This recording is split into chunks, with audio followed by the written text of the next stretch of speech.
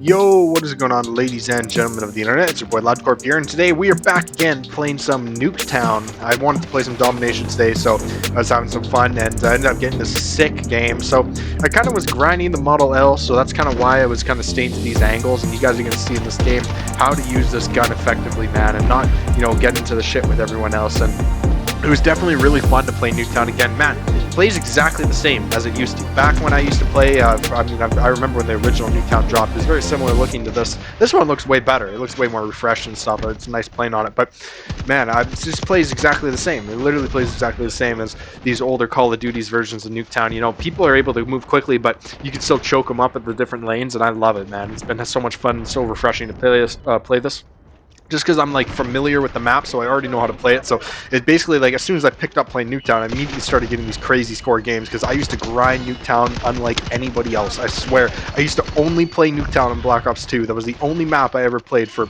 at least a year, or even post after the year after it moved on to the next COD. I still went back and played it, and I played so much goddamn Nuketown. This prestigious worth of playing this map. So I kind of already know the angles and everything. I know the Model L is going to shred this angle right here, so I got right into it. If I had the PP919, I'd sit in the middle and kind of play that truck a little bit. You guys do see me do that a little bit here, but I was going back and forth between the house, the bottom little walkway down there, and then you'll also see me lay in the middle kind of the house and watch that left side. So yeah, it did pretty well. I ended up getting my chopper gunner. Shame that I got killed.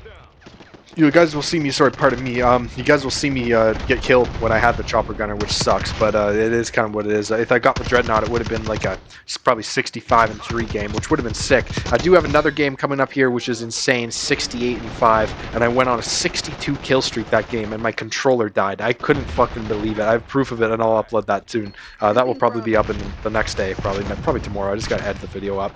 But yeah, no, it was lots of fun to play Nuketown. Let me know what you guys think about Nuketown down below. I mean, I've been having lots of fun on it.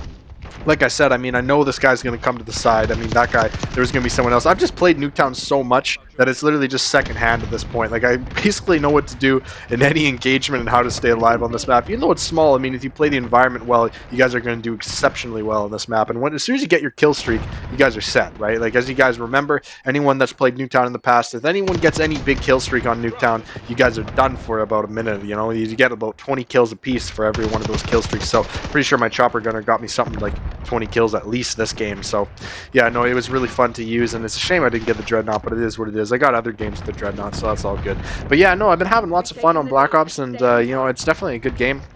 Right now, I think I'm sitting around second prestige and something like that. I haven't been playing like a ton, but I definitely have time to spare because I got this. I'm recovering still from my injury, which sucks, and got lots of time to make videos and stuff like that. So I have other commitments too, like school and shit. I'm still finishing university, and that's fine. But it's always fun to play some video games. So I've been kind of using video games to blow off my steam a little bit because I can't work out right now, which sucks, and it's definitely boring. But it is what it is. I'll come back to it soon, which will be great. I'll be able to do all the stuff I love again, and yeah, so I'm super excited. It's been fun to play COD though. It's nice to have a refreshing game like Nuketown.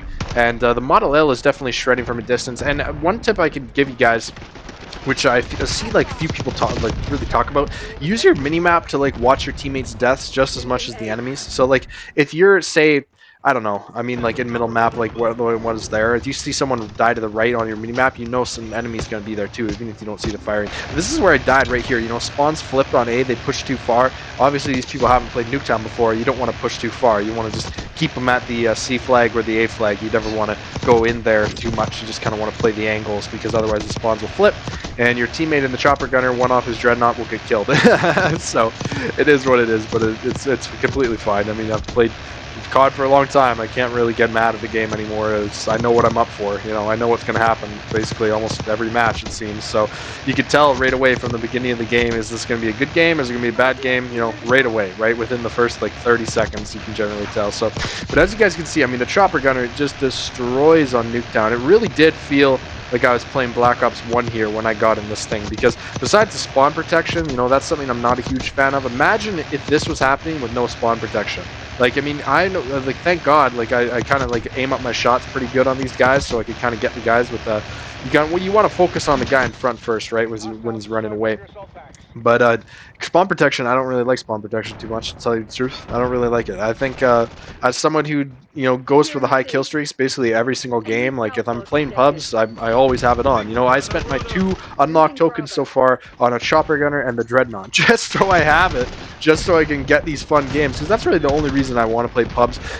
Whenever I'm playing like hardpoint or anything like that, I'm going for them. So yeah, I took my 3rd death there, and I was like, you know what? I don't want to die anymore. I want to keep this game low KD. So started playing it a little bit more safe, which is fine. And I almost got my 2nd chopper gunner, and the game ended up like ending. So spoilers, but yeah, no, it's too bad. If I got that 2nd one, oh man, that would have been a crazy game. And that's basically what happened that next game I'm gonna upload. It was really wicked. It was almost a perfect game besides my controller dying. I was like 8 off the nuke too. I was gonna go for the nuke. I was so pissed. I still had like 50 points in the game. It was, man, it's just, I still got a sour taste in my mouth from that one. But I'll definitely drop a nuke on Nuketown sometime soon. I mean, I used to go for these crazy games back in Black Ops 2. I got a couple of friends that remember playing with me. I used to get these like 150 kill games, 160, 170. I mean, once ever I broke 200, I got 202, and that was pretty insane to me. But that was with the VTOL Swarm and Lodestar, so that's a completely different world than today's with the Chopper Gunner and Dreadnought. Although it actually is a pretty good game for these high kill streaks. We're just missing a 3rd kill streak that can get kills. This is the problem. Is there's no. I was kind of flipping around. I've tried the Watchdog Helo. I've tried the AGR. Neither of them really do too much. I've kind of settled on the Napalm Strike as the 3rd kill streak now. Now that I'm like moved on from the AGR and different things like that. But the reason I don't like the AGR is that it's not autonomous, right? So you have to control it, and you'll often get more points if you're just using your gun to get those kills. You get 2 kills when you're just walking around at the time that the AGR would take to get, like, I don't know, 5 or 6. You'll get more points, right? You'll get more points with a quicker amount of time, right? So it saves you kind of time in the long run. I mean, because COD is a game about time more than anything, right? COD timing is a huge thing, and more than that, I mean, how much time's left on the scoreboard? Do you have time to get another set of streaks? If you're trying to stack kills, you got to think about all these things, right? So how are you going to play based on the time and different things like that? I mean, most games are like that. Any like competitive game is like that. So, but yeah, no, it was. I really do like the score streaks in this game. I just think that they need to add more stuff that's dominant. They kind of. It seems like COD has a trend right now where they just don't want to add dominant score streaks, especially after the Modern Warfare series with the Juggernaut suit and different things like that. And I think that stuff's great, man. Like, I really like that stuff. I want them to bring all sorts of things. I've always been someone who's believed in, if they had like 30, 40 kill streaks, people would use them all, right? Like, you'd see all sorts of stuff. And we saw that in MW3. They started adding different things like that Reaper drone and stuff from MW3, although it was not nearly as good in this new MW3. The original MW3 Reaper drone was a sight to behold, man. That shit was fucking crazy. And yeah, no, it's just a shame. I just wish there was better kill streaks, but the game's kind of coming to a close here.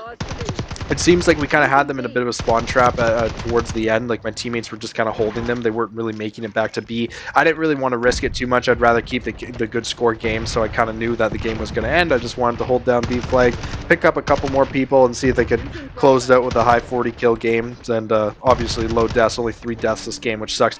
And I mean, one of my deaths was done just because of, like, I called in my chopper in the wrong spot. The people spawn flip. So thank you so much, guys, for watching, and I hope you guys have a wonderful day. I mean, if you guys have been enjoying Black Ops 6, then yeah, hopefully you guys keep playing it, and let me know if you guys ever want to play. I mean, I've played solo for years. I don't even know what it's like to play with people anymore. I mean, I used to play like with squad people back in like game battles days and stuff like that, but that's a long time ago now. So let me know if you guys ever want to play, and thank you so much for watching, and have a good one, guys. See ya. Bye.